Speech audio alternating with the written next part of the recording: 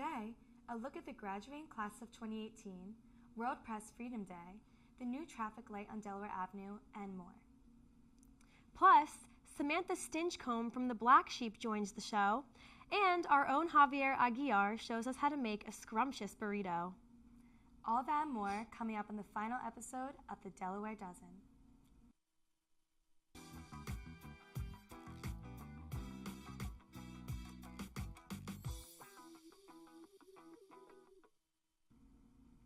Welcome to the Delaware Dozen. I'm Caroline Tobin. And I'm Melissa Mucci. The end of spring semester marks the end of the class of 2018's time at the University of Delaware. Sydney Johnson spoke with a few members of the graduating class. When the campus empties out, finals are over, and graduation season is finally upon us. As our fellow Blue Hens prepare to depart, we ask them some questions on how they're getting ready for the big day. My name is Erin Bartenfelder. I'm 22 years old, and my majors are international business and marketing. My name is Mama Anima Ajman. My age is 22, and I'm an Africana major. My name is Alexis Sears. I'm 21, and my major is business management. Am I excited to graduate UD? Yes. Yeah, I'm excited to graduate. I'm also nervous, scared, and a little nauseous thinking about it. But yeah, there's definitely excitement to be done with classes and schoolwork and all that stuff.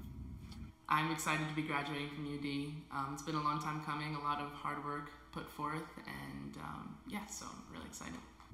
Being able to sleep in late every day. That's, I think, the main thing I'm going to miss about UD, but also just the people and the atmosphere and the freedom. I think those are the things I'm going to miss the most.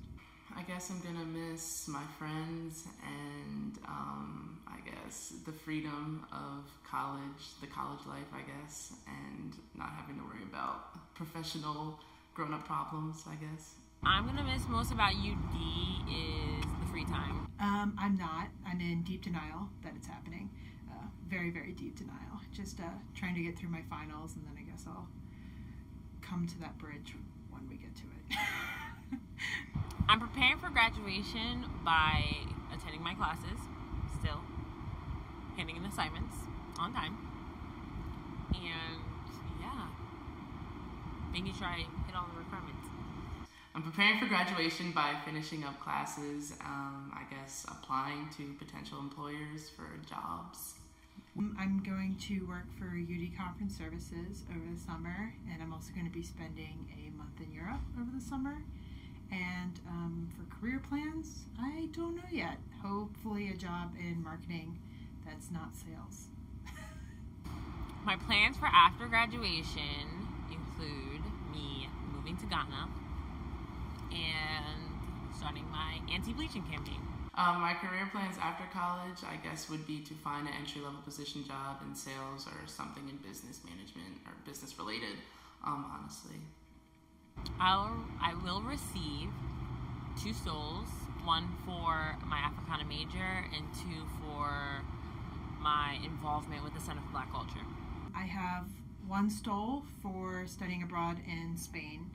I have cords for Alpha Mu Alpha, which is the Marketing Honor Society, and then it's not really a stole, but I have like a medal for getting my honors degree, so I guess 3. I'll be receiving 2 stoles, one for the kente cloth and one for being a student athlete.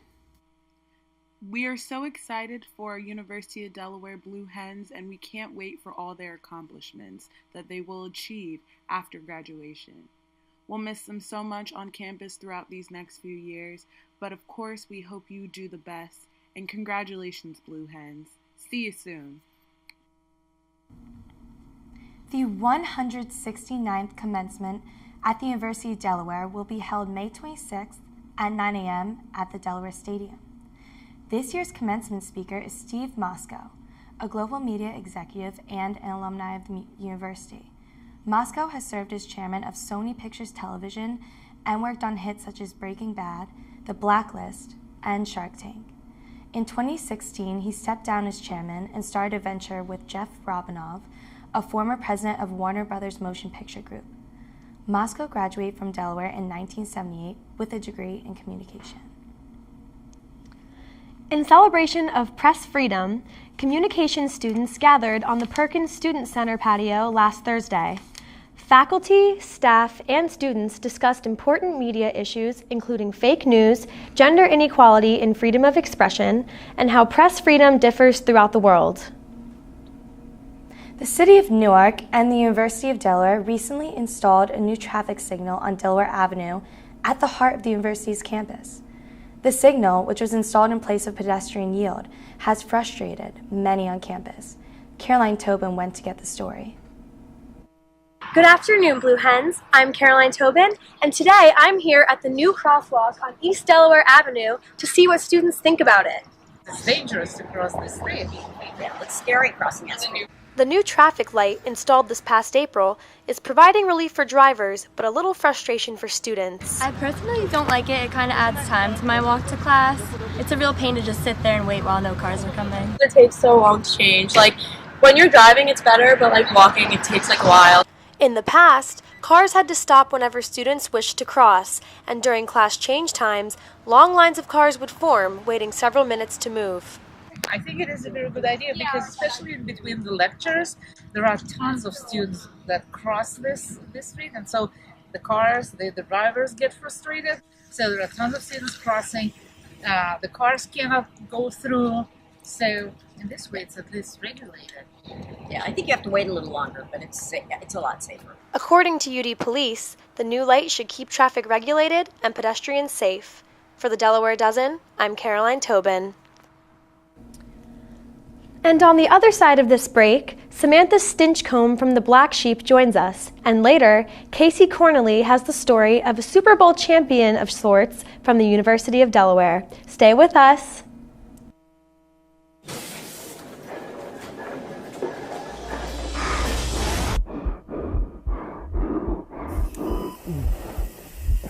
All right, what do we got? Just came in. Heart attack. 5'9", 300 pounds, 32 years old. How the hell does that happen?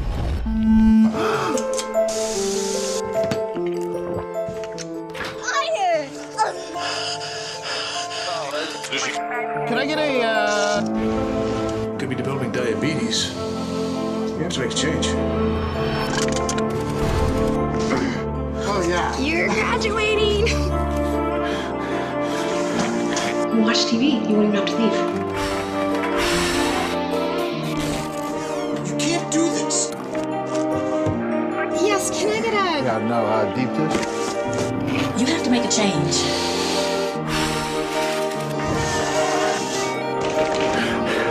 Good job, Jim. You got an A+.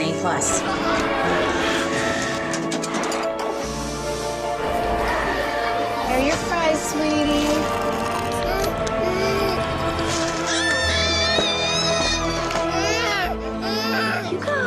I still can't believe you give this child French fries. I know, but it's the only thing that'll make him stop.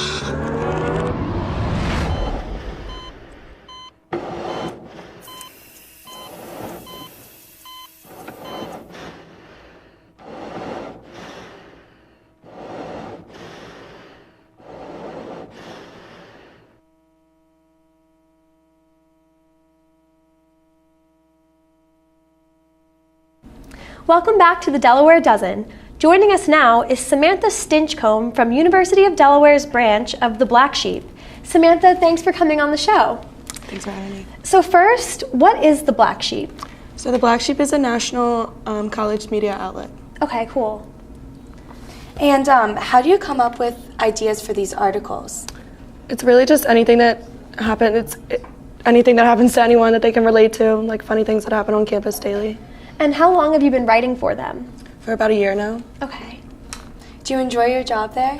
I love it, yeah. It's so much fun, and I just get to joke around with UD stuff. You get a lot of room for creativity and everything? Yeah. What kind of content do you produce? So it's supposed to be satirical, and it has to be specific to the school you're at, so all of mine has to be something about Delaware. Okay. So we actually took a quiz about where you should live your senior year on campus. I got Main Street Apartments, which is accurate because I already signed a lease for an apartment on Main Street for my senior year. How about you?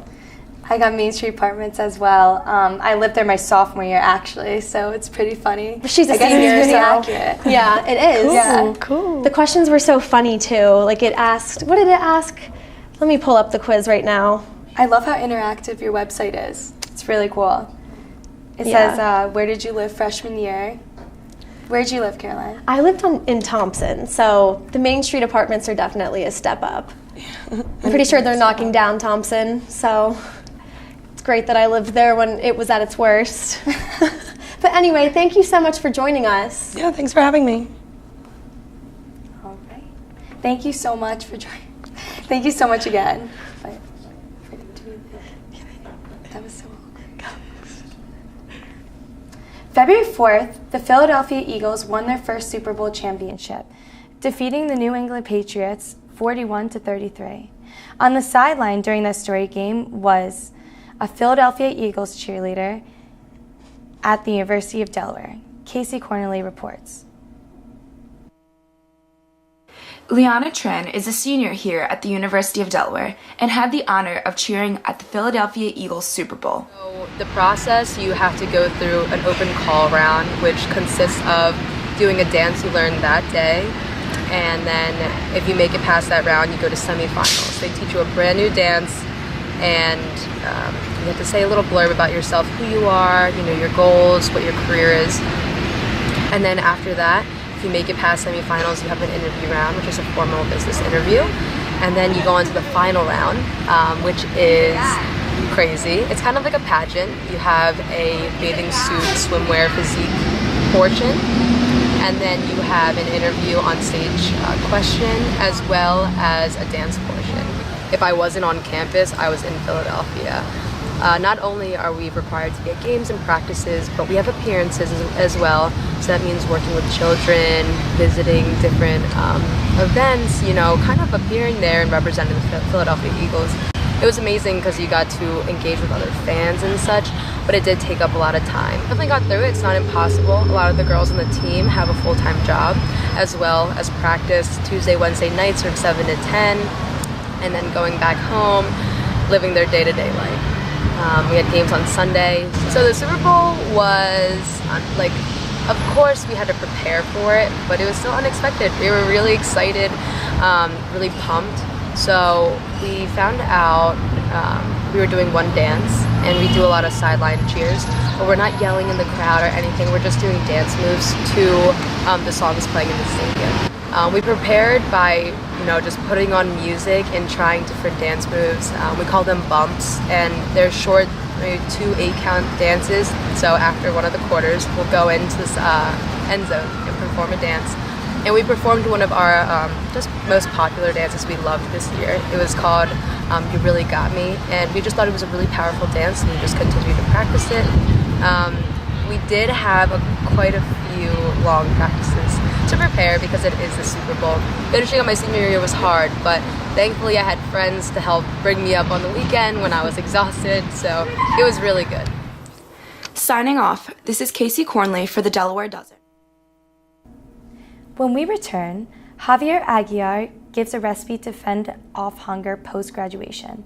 It's the final episode of the Delaware Dozen. See you on the other side.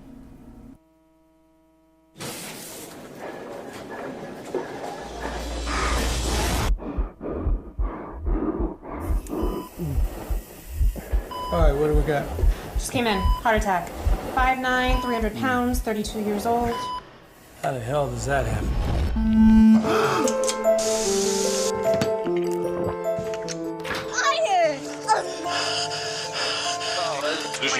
Can I get a, Could be developing diabetes. You have to make a change. Oh, yeah. You're graduating! Watch TV. You won't even have to leave. You can't do this. Yes, can I get a... Yeah, no, deep dish. You have to make a change.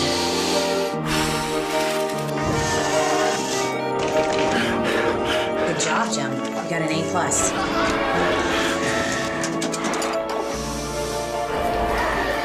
Here are your fries, sweetie.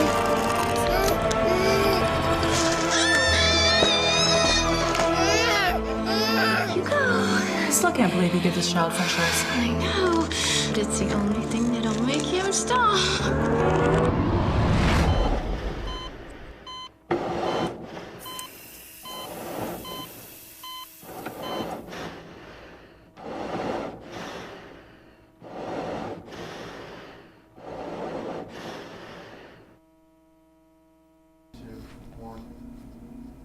Welcome back to the Delaware Dozen. Next, Javier Aguiar shows you how to make a quick and easy breakfast burrito to keep you from starving post-graduation.